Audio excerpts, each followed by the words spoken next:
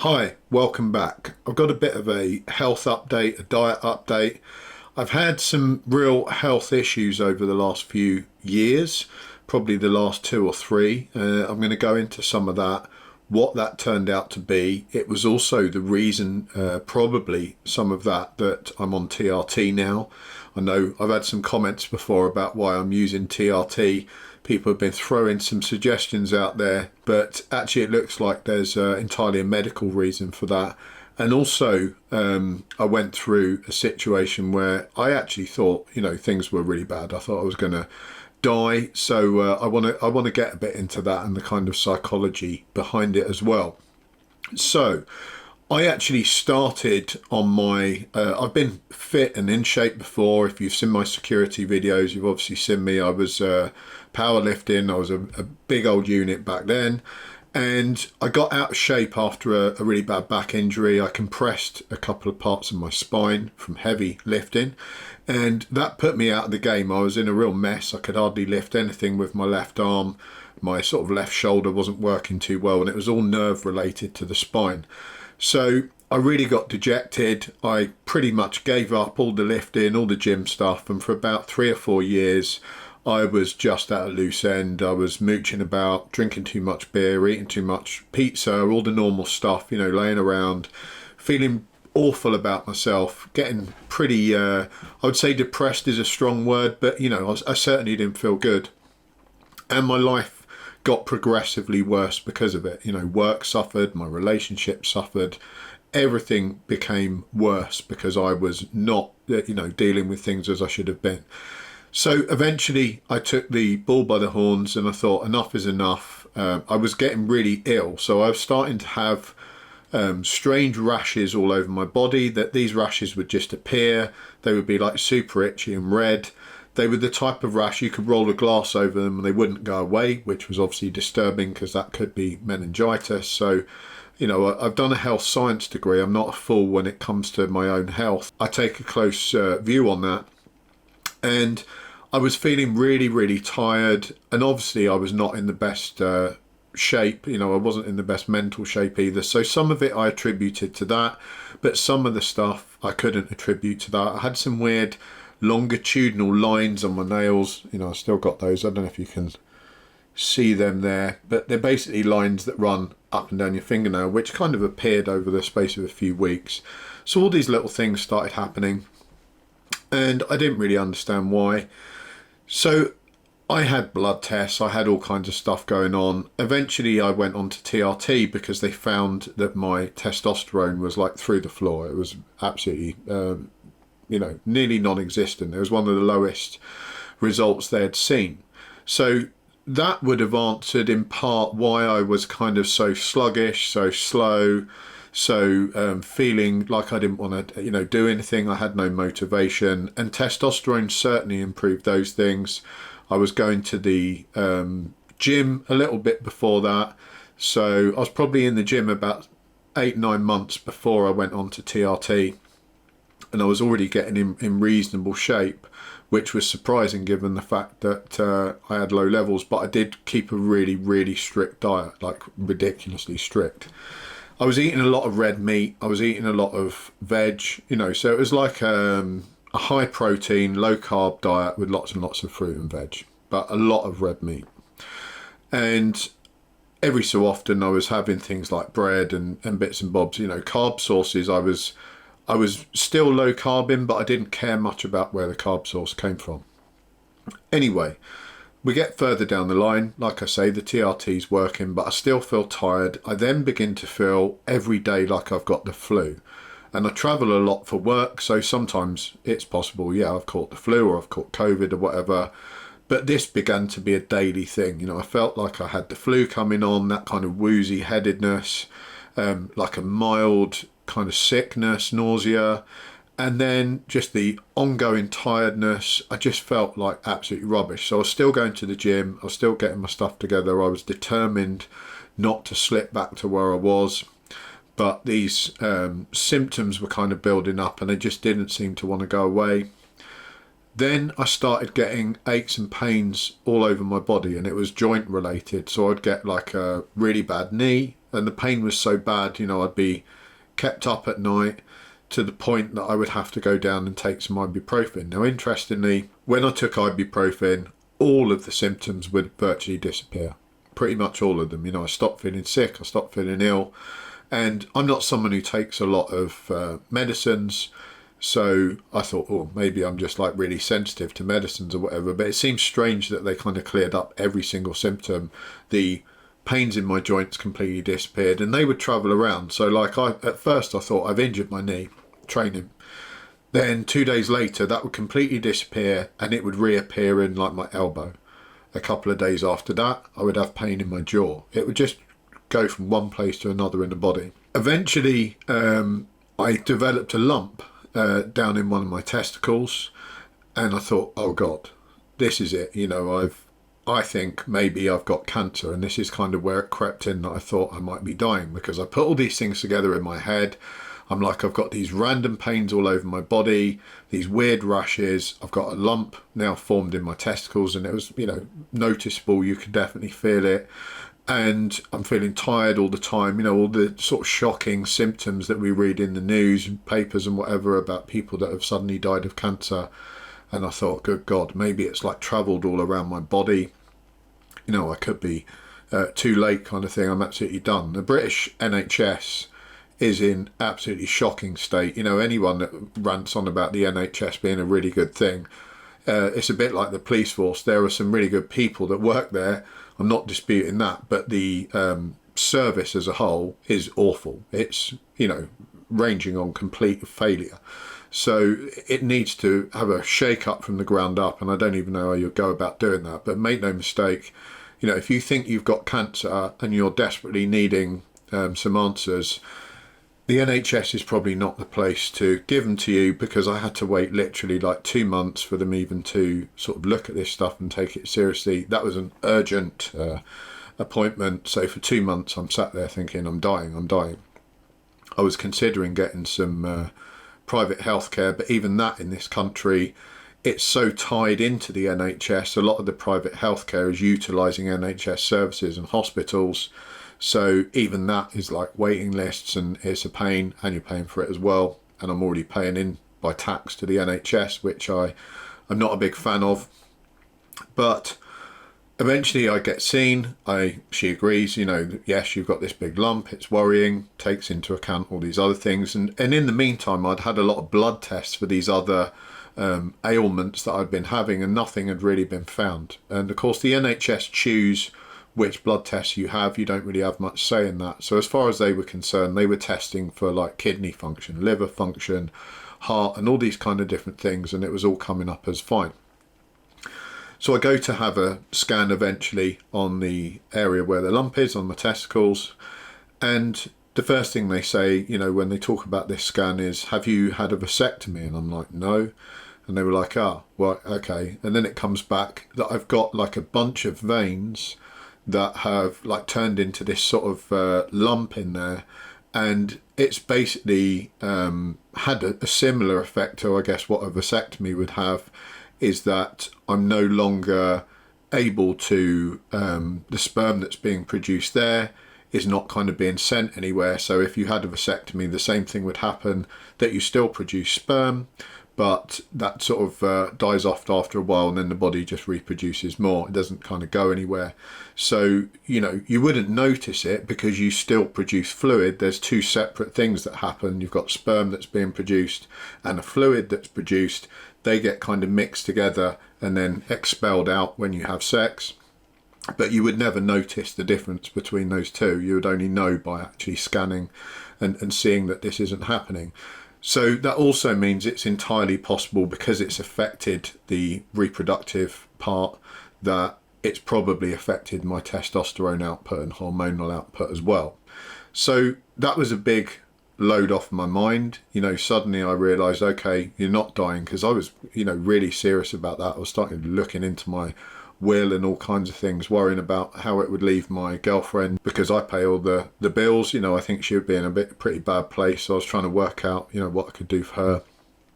And I was really relieved to find this out. Now, I still had a bunch of other symptoms that were not related to that. You know, there was no tie in there at all. But I pushed for more blood tests, and this had been going on like 2.5 to 3 years now. And eventually I had a blood test that was monitoring like inflammation markers, and it came in sky high. Then when we started tying all this stuff together, the inflammation markers, there was 2 separate tests that were done for that. And then all the symptoms, it looks very much like, you know, it's almost guaranteed that I've got rheumatoid arthritis, which is an autoimmune disorder. So that would explain, if you look at the symptoms for that, basically extreme fatigue, you know, weird rashes on the body, longitudinal lines on the fingernails, aches and pains in the joints that randomly travel around, and you know, they're not as a result of a wear and tear injury. It's your immune system is basically attacking your joints. Pretty common to attack the jaw, the knees, the elbows, all that kind of thing. People associate, because it's got the word arthritis in it, that it's some kind of overuse injury, and it has absolutely nothing to do with that. It's generally genetic. So it looks very much like I've got that. The tests involved to ensure that you definitely have that, like most immune disorders, are not infallible, and they're quite extensive. So I will be having some more tests, but I don't even expect that they will. There's no sort of confirmation guarantee on any of those. It's basically adding up your symptoms along with some of these tests and coming to the conclusion that way. I was very concerned because the treatment for that is basically a lifetime of NSAID drugs, which are non-steroidal anti-inflammatory drugs, which is like Nurofen or ibuprofen, right? You know, that's one of the ones that we generally have in the house. And that's why it was having such a marked effect. It was bringing down inflammation, and suddenly I was not feeling ill. I had no pains, you know, and everything was great. But I didn't want to live the rest of my life taking that or naproxen, because they've got some pretty horrendous long-term side effects. They really aren't good for your liver and kidneys. They're not good for your stomach lining. And people tend to be on them for a few years, and then when they've kind of done some damage to the body, the doctors will move them onto a slightly different drug that will start damaging other aspects of the body. And to me, that's just a zero numbers game. You know, it's a downhill slope. You're just damaging yourself to kind of keep your head above water. So I began researching this stuff, and as usual, there's a whole load of stuff online. You know, you've got to be very careful how you research stuff, because people will just randomly tell you, eat a carnivore diet, no, eat a vegan diet, no, eat this, that and the other. So I was looking specifically for things that could be backed up by rigorous scientific tests and had been repeatedly tested so that the results were the same. You know, that's what science is. It's testing something, and then it gives you a result, and then you can replicate that test again and again and get the same result over and over again.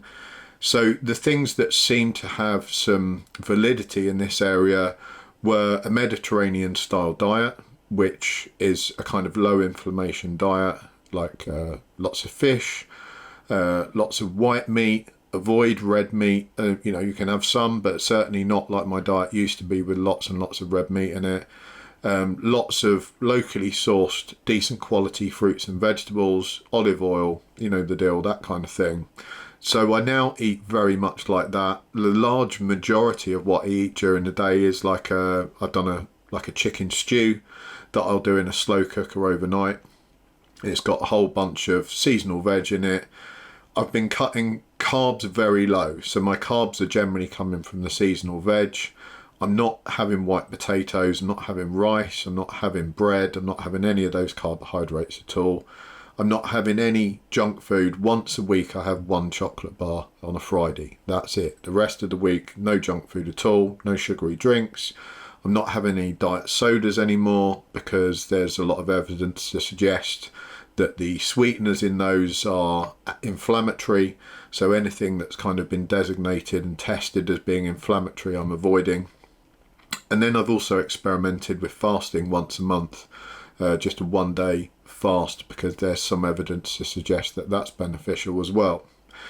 I've also been using a TENS machine to stimulate the vagus nerve. So I just clip that on my ear and set that. That's sending electrical impulses. I do that at night before I go to bed. And I've been running a peptide, I think it's called thymosin alpha 1, which is currently used in some other countries, not currently cleared in the UK for use. It's not illegal to use, you can buy it. You can buy it as a research chem, and it's up to the individual if they want to use that or not. And I've also been using that. And my symptoms are probably 95% gone. I don't feel like I've got the flu every day. I have some very minor aches and pains in joints, but they are probably resultant of me still lifting. And I still lift pretty intensely. I don't mess about in the gym, so I'm not surprised I've got minor aches and pains. When I really hit it in the gym, sometimes afterwards I feel a little bit sick and a little bit nauseous. I get that kind of feeling back, but it doesn't last that long. Once I've eaten, it disappears. So I would say I'm pretty much back to normal. I still have a little bit of fatigue, but not like I did, nothing as bad as I used to. So I'm very happy that I no longer need any anti-inflammatory drugs. I'm not taking ibuprofen or anything like that. I can control at the moment the symptoms just with lifestyle choices. I've got to have some more tests coming up, so I'll be interested to see if we've seen any changes there. I would imagine we're going to see a drop in the inflammation markers, which will be why I feel so much better. So this has been quite a big deal for me because I've worked right through, and I travel a lot for work, like I said. So that's been a real bummer, that if you're worried about like serious disease, you think this could be it, I could be dying, and you're having to kind of travel all over Europe and other parts of the world and put on a brave face for customers and crack on and do things. It's tough, it's not a nice situation. It's difficult to focus yourself on what you need to be focused on if you're really worried about health. During that time, I'd also had a couple of bladder infections which had resulted in me actually passing blood, and it's unclear whether they may have been to do with this kind of bunch of veins, or it may have been just that my immune system had really taken a knock. And at that point, if your immune system is not functioning too well, then you're much more prone to things like that. So it could be something that you wouldn't normally get. It's quite unusual for men to catch, urinary tract stuff, but it's not unheard of if your immune system is compromised. I haven't had that now for a long, long time, but that was another reason I was thinking, good God, I'm really ill. If you start, as a guy, if you take a piss and suddenly blood comes out, that's like one of the worst things you could ever imagine. No man wants to see that, believe me. Women may be more used to it because there's a connection with kind of blood, etc. in that area for them. But for guys, they're never really going to see that happen. And when it does, it's a real shock. So psychologically, I'm pretty sort of tough cookie psychologically. I don't kind of whine about stuff and get upset about things, but I was considerably concerned about all this stuff. And my main concern was like I say, for my missus, what situation is that going to leave her in? Because I've always had the attitude, if it's your time to go, it's your time, right? And you're not going to be around anymore, so it's kind of not going to be your problem. It's everyone else that's going to have to pay the price for that, all the problems that will cause by you disappearing off this planet.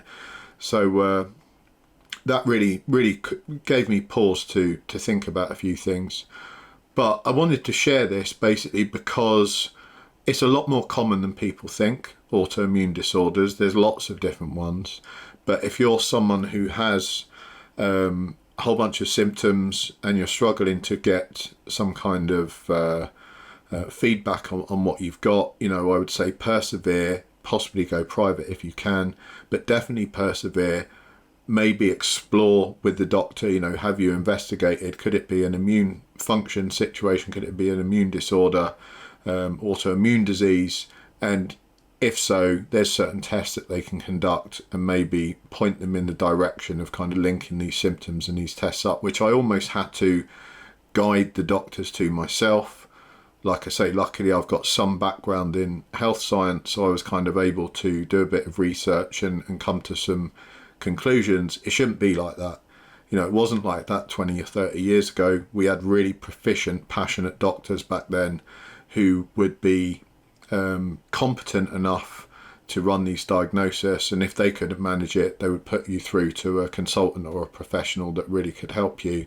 That simply isn't happening nowadays. You know, you're stuck with GPs that frankly don't want to be there. They make it obstructive to even get an appointment, and when you finally do get an appointment, you're kind of ushered out. I mean, one GP I saw, she basically said to me, well, I think all your problems is because you go to the gym and lift weights, and lifting weights is really unhealthy, and my advice as a GP is to just stop going to the gym and lifting weights, and then you'll feel much better. Which, you know, I was so taken aback by that attitude. I didn't really know how to respond to that. I'm like, you're a doctor suggesting that someone doesn't do fitness because fitness is bad? That is adverse to all the science that we have on this subject matter. But, you know, these are not competent people, frankly. They are GPs that are going through the motions, a bit like we have a lot of teachers in schools doing the same thing. You know, they're handing sheets out to the kids. They're not passionate about their subject matter anymore. And this is the sort of things that this country, this bureaucratic regime has created, because the more we've put regulations down and made everything bureaucracy and everyone's got to follow orders and tick these boxes, it's just sucked the competence and the passion out of every single thing. And I don't blame these people. I mean, I wouldn't be passionate about it either if I was just following a tick box list of things that I had to do at work. Thank God I don't have that kind of job. It'd be good, you know, to bear all this in mind. If you're someone who has similar symptoms, has similar concerns, do get these things sorted, because we're not lucky like I was all the time. I consider myself to be very, very lucky now. It could have easily been a lot worse. You know, that lump could have been something else. I've had friends that that's happened to, that they found out it was something much, much worse. And the best chance you have then is to catch these things early, which is again why I kind of hang my head in shame at the NHS, because catching things early is probably not high on their skill set at the moment. But you have to persevere, you have to be quite aggressive with them to push for treatments and diagnosis, etc. Thanks for listening. I hope you guys are all well as I feel right now. And leave a comment. You know, if you've got similar symptoms, I'd be interested to hear what happened to you. If you've got an autoimmune disease or rheumatoid arthritis, then it'd be great to hear the sort of things that you found have really helped you, because everyone's different as well. You know, it's not a copy and paste method of like, oh, I did this so it'll work for you. Some people would not be able to follow the strict diet I'm on, because it's a grind, right? You know, and I'm used to it from training and gym stuff. But for other people, it'd be a complete change in lifestyle that will just be too much for them. So I'd love to hear your thoughts. Thanks a lot for watching. Take care. I'll catch you all next time.